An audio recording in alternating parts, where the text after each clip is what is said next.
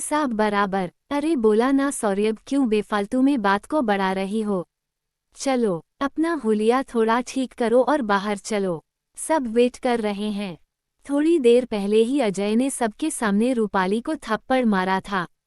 कारण ये था कि आज अजय और रूपाली की शादी की सालगिरह के उपलक्ष्य में घर पर छोटी सी पार्टी थी, जिसमें सभी रिश्तेदार और घर वाले मौजूद थे।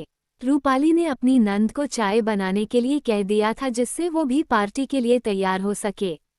रूपाली की सास को ये बर्दाश्त नहीं हुआ कि मेहमान बनकर आई हुई बेटी को बहू ने काम करने के लिए कह दिया।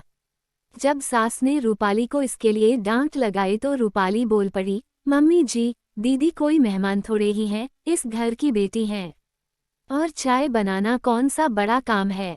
रूपाली के इतना कहने की देर थी कि सास ने चिल्ला चिल्ला कर सारा घर सर पर उठा लिया कि बहू मुझसे जुबान लड़ा रही है।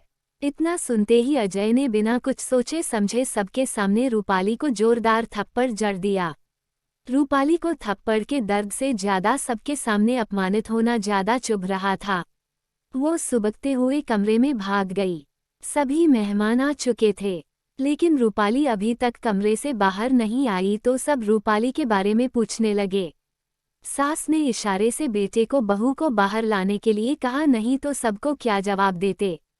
अजय को भी लगने लगा कि अब यदि उसने रूपाली से माफी नहीं मांगी तो सबके सामने उसकी बेइज्जती हो जाएगी। यही सोचकर अजय रूपाली को मना रहा था, छोड़ो ना रूपाली, तुमने माँ और दीदी की बेइज्जती की, तब गुस्से में मेरा हाथ उठ गया, हिसाब बराबर हो गया। रूपाली का दिल भीतर ही भीतर रो रहा था। जिस खुशी वैवाहिक जीवन के 1 साल पूरे होने की खुशी में ये पार्टी रखी गई थी, उसमें उसकी खुशी और सम्मान कहाँ है। क्या सबके सामने इस तरह थप्पड़ मारने के बाद अकेले में सॉरी बोलने से हिसाब बराबर हो गया। रूपाली की मुट्ठी गुस्से और अपमान के कारण कस रही थी। उसका सारा शरीर कांप रहा था। वो उठी, अपने आंसू पोंछे और अजय की तरफ देखा। अजय की आंखों में कोई पछतावा या मलाल नहीं था। वो तो रूपाली को उठते देख कुटिलता से मुस्कुरा रहा था। रूपाली खड़ी हुई अजय के पास आई और खींचकर एक थप्पड़ उसके गालों पर जड़ दिया।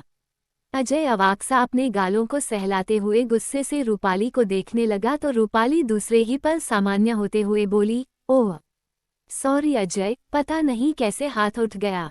सॉरी, अब चलो भी सब बाहर वेट कर रहे होंगे।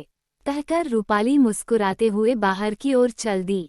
अजय भी अपने गुस्से और अपमान को छिपाते हुए चेहरे पर झूठी मुस्कान लिए बाहर आने को मुड़ा।